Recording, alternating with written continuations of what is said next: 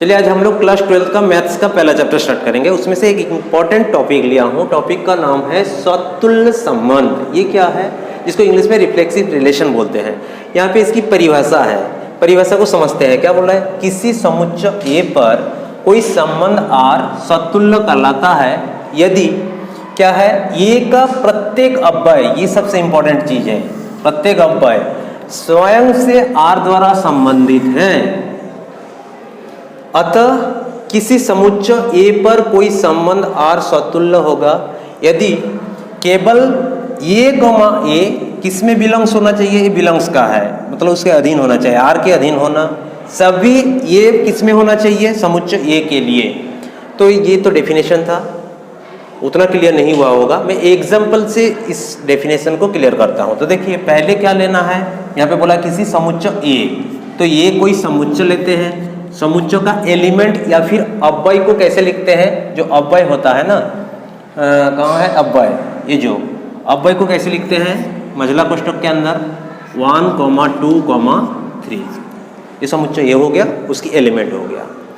अब ये किस में? आर में संबंध है। आर में कैसे संबंध है? 1, 1, 2, 2, 3, 3, 1, 3 और 2, 3, कुछ इस प्रकार में रिलेशन है, संबंध है। तब ये जो है सतुल्य होगा कि नहीं? तो सतुल्य के लिए देखिए यहाँ पे क्या है, ए कॉमा ए, और फिर ए कॉमा ए आर में बिलोंग्स होना चाहिए, और ये ए को किस में बिलोंग्स होना चाहिए? समुच्चय ए में। अब देखो यहाँ पे 3 एलिमेंट है, 1, 2, 3। अब इसमें से आप ये जो ए समुच्चय का अव्यय ए है, अब ये तीनों में से किसी को मान सकते हो। चाहे 1 को ए मानिए, चाहे 2 को मानिए, चाहे 3 को मानिए। मैं 1 को मानता हूँ। 1 किस में बिलोंग्स है? ए में है। तो कहने का मतलब ये सेटिस्फाई हुआ। अब 1 सॉरी ए कॉमा ए मतलब कौन है? 1 हुआ। तो 1, 1 किस में होना चाहिए? आर में। अब चेक करते हैं, 1, 1 आर में है। तो कहने का मतलब देखो, ये जो हमारा डेफिनेशन का जो मैथमेटिकल टर्म सेटिस्फाई हुआ, तो 1, 1 हो गया। प्रत्येक के लिए बोला, यहाँ पे सभी एलिमेंट के लिए। अभी तो फिलहाल मैंने 1 को लिया था, अब चेक करता हूँ 2 को लेता हूँ। तो 2 बिलोंग्स किस में है? ए में। अब 2, 2 किस में होना चाहिए? 2, 2 हमारा किस में बिलोंग्स होना चाहिए? आर में, क्योंकि इसके हिसाब से। तो 2, 2 इसमें देख लेते हैं। देखो इसमें है।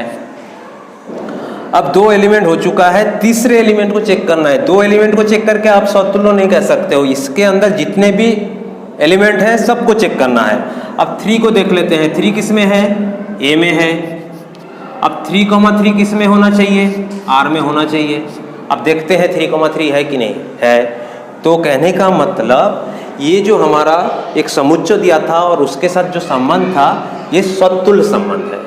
ठीक। अब इसमें कॉमन एरर या फिर कॉमन मिस्टेक क्या करता है मैं बता दे रहा हूँ। देखो इस टाइप का दे करके आप ये जो संबंध है, ये चीज नहीं दे करके यहाँ पे आपको क्या दे सकता है? वो 3, 1 ऐसे दे करके आपको पूछ रहा है ये सतुल्य है कि नहीं।